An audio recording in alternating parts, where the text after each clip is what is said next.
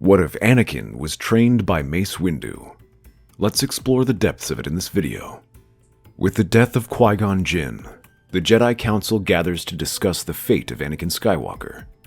Though they were reluctant to accept him, the late Qui Gon had insisted on training him, even making it his dying wish. It was something they could not ignore. Obi-Wan steps forward and offers to train Anakin.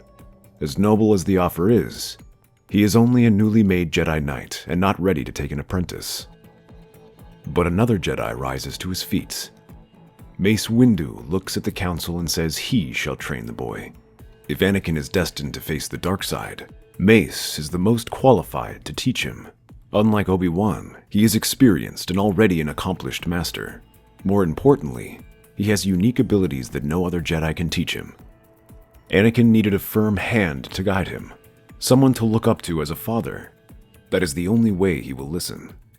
His training would be unlike anything the other Padawans experienced because of Mace's unorthodox fighting style, Vapad. Unlike other Jedi who tried to suppress negative emotions such as anger, this style harnesses and directs it towards their opponents. For Anakin, who had already developed strong emotions and attachments, it would be difficult to let go of them. This will at least allow him to unleash them healthily. This helped strengthen the bond between the two, allowing him to focus on training. Mace is an excellent teacher for Anakin. He was a man of action who wasn't afraid to act recklessly, something Anakin could relate to, but at the same time, he was also patient and stern, helping temper Anakin's recklessness. Aside from Vapad, Mace would also teach Anakin his other signature technique, shatterpoint, feeling for things in the Force that could change the future by observing patterns of cause and effect.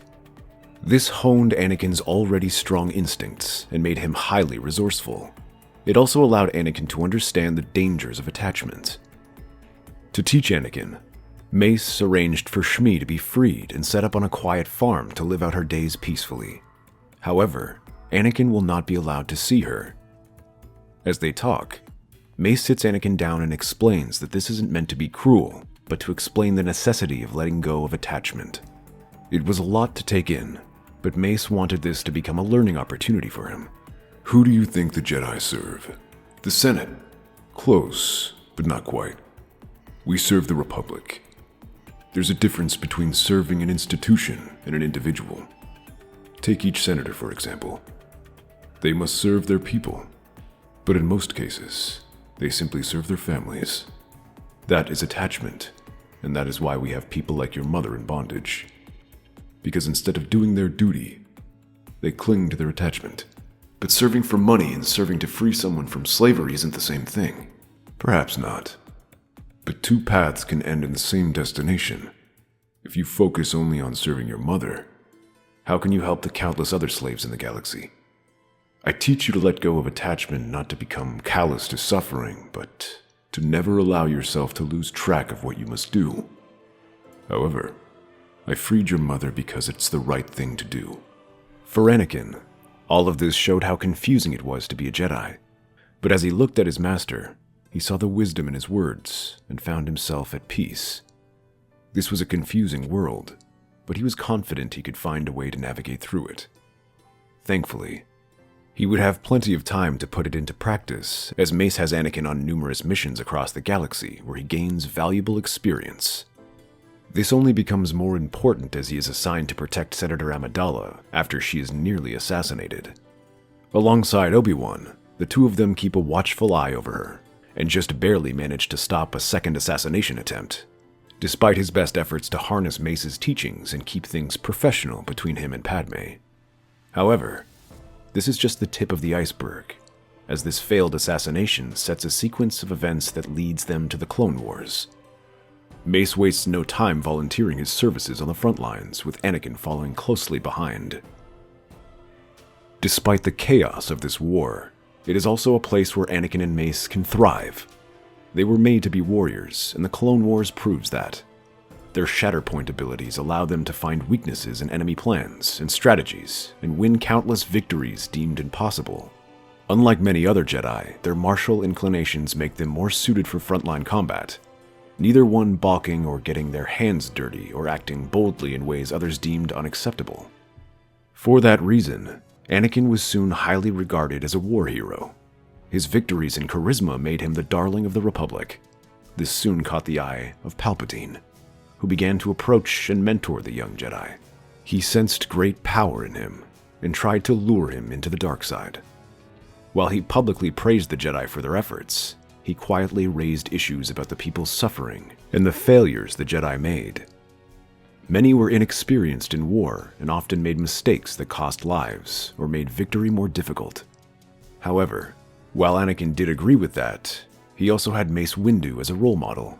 He seemed to be the exception to the rule, showing that the Jedi could and still were a force for good.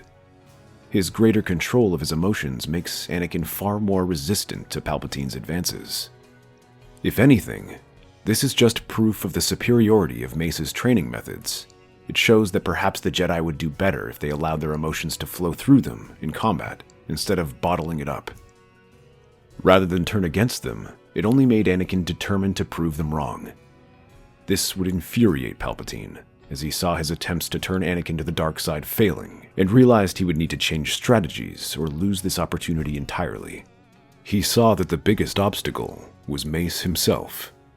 After his latest meeting with Anakin, Palpatine smiled and turned his attention to his computer, looking over files of criminals and bounty hunters. He would need to be eliminated if Anakin was to be turned to the dark side. To do so, Palpatine would need the perfect assassin, someone who already had reason to hate Mace, and could not be linked to him. As he looked over the prison records, Palpatine smiled as he looked over the profile of one young bounty hunter. Towards the end of the war, Mace would be assigned to investigate a former Sith temple that a battalion of battle droids had occupied.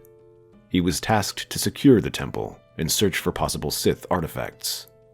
However, this temple was a trap set up by a group of bounty hunters led by Boba Fett, who had previously attempted to kill Mace Windu aboard the cruiser Endurance.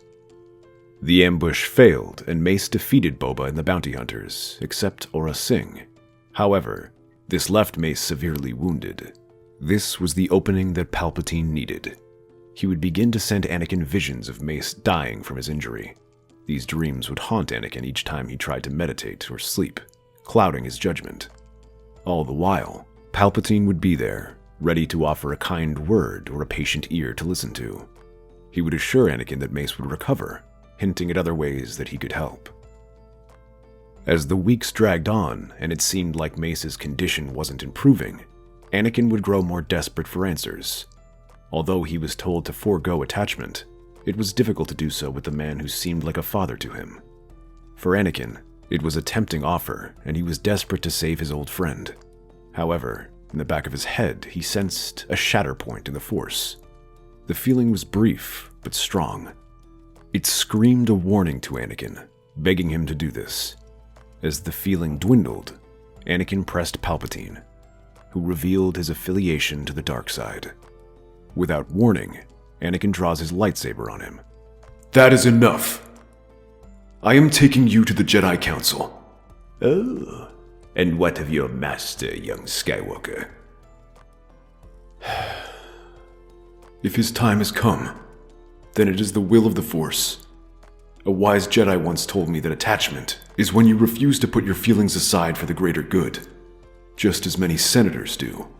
I never thought you'd be one of them. You're angry, my boy. I can sense it. Suddenly, Palpatine tosses his cloak at Anakin and draws a pair of lightsabers. The two quickly cross blades before Palpatine shoves him back. There was no hiding it either. Anakin had anger written across his face as he thought of Mace, who was fighting for his life. Come now. Give in to your anger. Anakin doesn't give him space to recover, rushing forward and swinging his weapon in a flurry of attacks. Palpatine blocks these, but is forced to give ground. As Anakin brings his weapon down, Palpatine crosses his lightsabers and begins to twist it away, driving Anakin's weapon aside. This gives Palpatine the opening he needs to raise his comlink. Before Anakin can renew his attack, the doorway swings open and a trio of shots ring out, with Anakin barely able to dodge them. Aurra Sing lowers her sniper rifle and draws a lightsaber to join the battle. Suddenly, Anakin finds himself pressed, stumbling as he takes a kick to the chest. He barely manages to right himself as the bounty hunter slashes at him. Then he finds Palpatine on his side, thrusting his lightsabers forward and nearly skewing Anakin. Instead, they glance across his side. If you don't show your anger to me, then at least show it to her. This bounty hunter was among those who attacked your previous master. The words get to Anakin, who lets out a feral cry, followed closely by a rush of attacks. Though skilled, Aura is not prepared to deal with a highly skilled Jedi like Anakin and finds herself outmatched. The saber is knocked from her hand, while her blasters are broken. Anakin begins lifting furniture from the office and hurling at her until Aura drops to the ground. He then realizes Palpatine hasn't been attacking. Glancing back, he sees the Sith Lord is smiling. Good. Now, kill her, and I shall teach you how to save your master. Anakin looked over at the fallen bounty hunter. Every nerve inside him screamed to do it, to punish her for what she did to his master. And yet, he can't bring himself to bring the blade down. It went against everything he was taught. Instead, he simply clubs her over the head with the hilt of his weapon. Sensing this hesitation, Palpatine sneers and unleashes a barrage of lightning.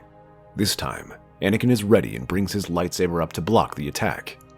He deflects the lightsaber and Palpatine takes the chance to rush again. As their lightsabers clash, sparks fly across the room as the power of the Force flows through both combatants. The anger he feels is still running strong, but rather than simply letting it flow like wildfire, he tempers the anger like a smith forging a sword and directs it in his attacks. As they fight, objects from around the room are lifted off the ground, from the smallest stylus to the large desk Palpatine keeps. All of them are hurled to the Sith Lord, who struggles to block them all. While he slices a few aside, others strike him and send him sprawling. As he tries to rise, Anakin steps forward and brings his fist crashing down on Palpatine's face. The Jedi Council are understandably furious to hear of Anakin's actions, but as they hear Anakin's explanation, they begin to understand. First, they hear of his sensing a shatterpoint and his decision to refuse Palpatine's offer. Perhaps most importantly, Anakin's decision to spare Aura Singh allows her to confess Palpatine's involvement in her hiring.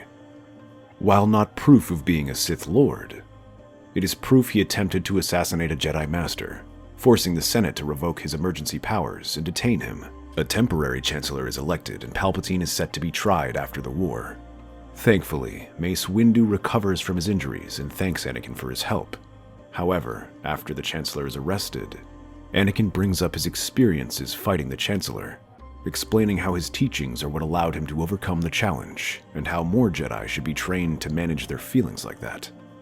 Mace is intrigued by this idea and promises to look further into it. However, their decision is interrupted by an explosion rocking the city. Smoke rises from the Coruscant skyline as turbo laser fire fills the air. Reports are crackling over their comlinks, reporting that General Grievous's fleet has emerged from hyperspace. The difference is this time, he's there to rescue the Chancellor, rather than kidnap him. The two Jedi glance over at one another, and then they hurry to their starfighters to join the battle as destruction rains down around them. That's our theory. The Star Wars universe is a galaxy filled with exciting stories and possibilities, and we love exploring them. If you want to accompany us on this journey to a galaxy far, far away, then please like, share, and subscribe to our channel.